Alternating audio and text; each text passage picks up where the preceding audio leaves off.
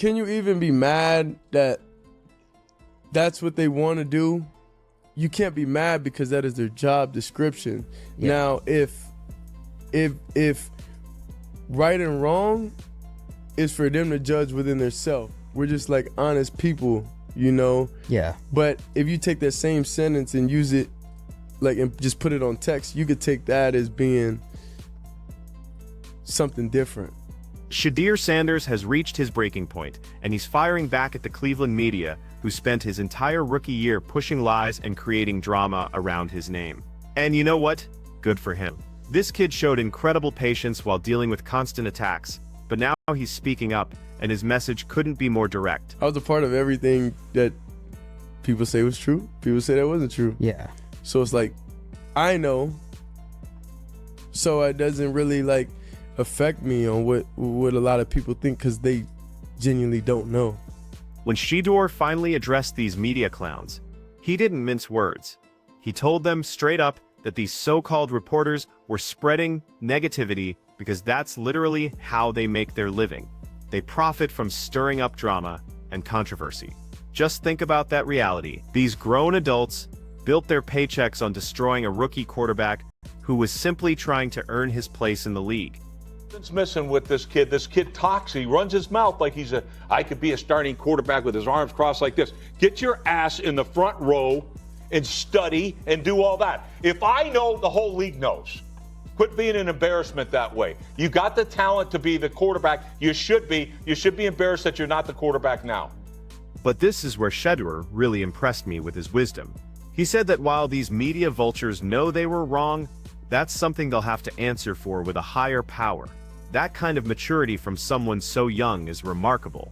He made it perfectly clear that he sees right through these people, but their lies and toxic energy don't touch him anymore. He's moved beyond all that garbage. Obviously, it was counterproductive because he's got a sore arm. Okay, so you're using that as a negative against the kid? I don't know. Throughout his rookie campaign, Shedeur found himself dragged into every negative story, every heated debate, every manufactured crisis. Somehow these media parasites managed to twist everything into another reason to attack him. But here's the beautiful part. None of it broke him. He kept his head up, stayed locked in on his objectives, and never lost sight of his mission to create real change. When his moment finally arrived later in the season, he delivered exactly what everyone should have expected. That's a negative, that the kid's got a sore arm? Yes! Because he's working too hard? The hell out of here. Working against who? Now let's dive into the media feeding frenzy that erupted when Shedeur wasn't getting playing time early on. The NFL content machine kicked into high gear, and suddenly everyone was pointing fingers at him, claiming he wasn't doing enough to earn his spot on the field. The assault was non-stop, completely unjustified, and honestly, just disgusting to witness. All part of the evaluation. I don't care if the team will admit that or not, but this goes on the negative side of the ledger for Shedeur Sanders in terms of winning the quarterback competition right now. You remember Rex Ryan's meltdown, right? That display was absolutely shameful. This veteran broadcaster went completely unhinged on live TV, screaming at and attacking Shedeur Sanders, insisting he wasn't working hard enough to get into games. Picture this, a seasoned media figure who should understand the game better than anyone, publicly humiliating a rookie quarterback in front of millions of viewers. It was painful to watch, and nobody in that studio had the backbone to shut it down. The media machine wanted this exact narrative. They thrived on the drama, the engagement, the traffic it generated. They couldn't care less about facts or about crushing a young man's spirit and career prospects. We don't get to watch very much of practice anymore, but in the short, little brief period that I do get to watch him throw, he is throwing to the practice squad guys and the backup receivers in the early part of practice. We can see it, and his elite accuracy is always on display. Rex wasn't the only villain in this disgusting circus. There was a whole crew of these media vultures, just like Shedeur called them, working overtime to destroy his reputation. It felt like they had some personal grudge against a kid who just wanted to chase his dreams and play the game he loves.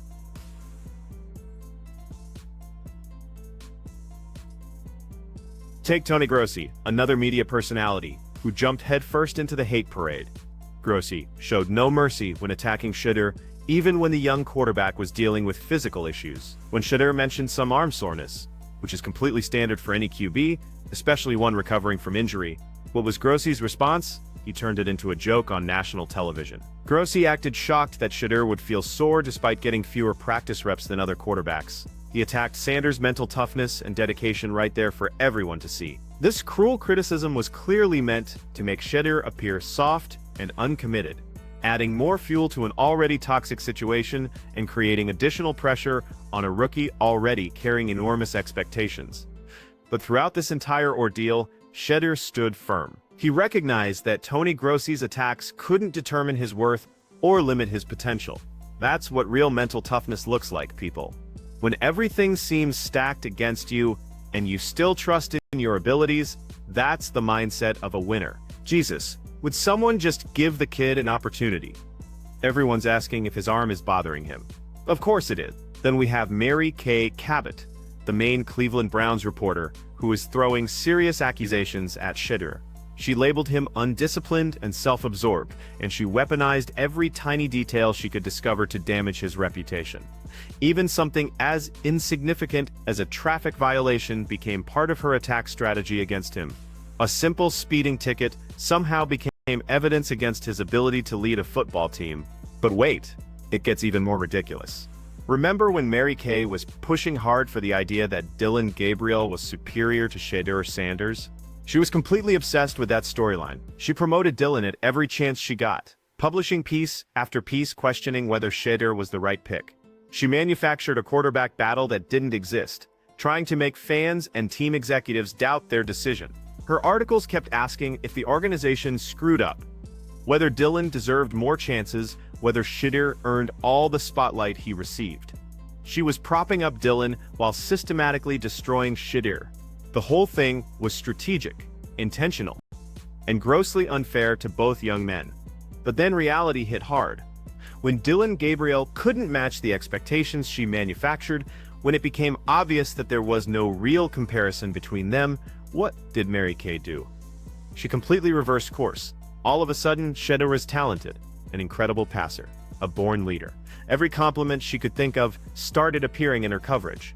She switched sides instantly when she realized she picked the wrong horse.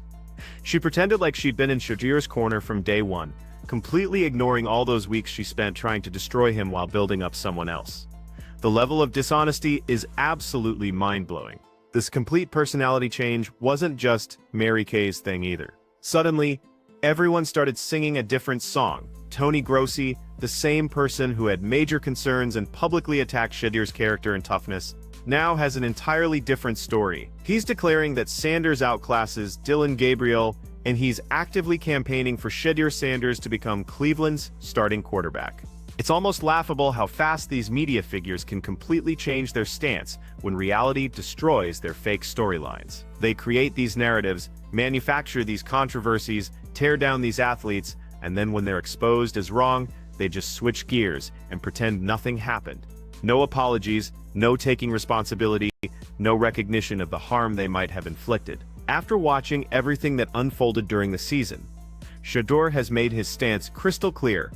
He refuses to give these people any power over his mindset, because if he started caring about these constantly changing media personalities, his career would definitely suffer. That's probably the wisest approach he could take. If he allowed their opinions to control his thoughts and shake his confidence, everything would fall apart. Shedeur gets something that many young professionals never figure out. The media circus is meaningless.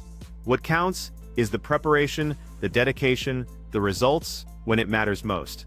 He always knew right from wrong throughout this whole mess.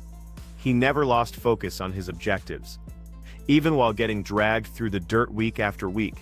His mental strength and determination are genuinely inspiring, especially for someone just starting their professional journey. While the media was busy manufacturing drama and feeding controversy, Shedeur was concentrating on getting better, studying, and getting ready for his chance. And when that moment arrived, he made the most of it. So, what should we take away from this entire mess? First, the media world in professional sports can be absolutely vicious and frequently unjust. Second, mental toughness and confidence in yourself matter just as much as raw ability.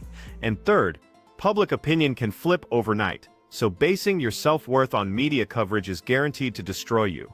Shedeur Sanders managed this nightmare scenario with incredible poise and wisdom. He exposed the lies and negativity without losing his cool.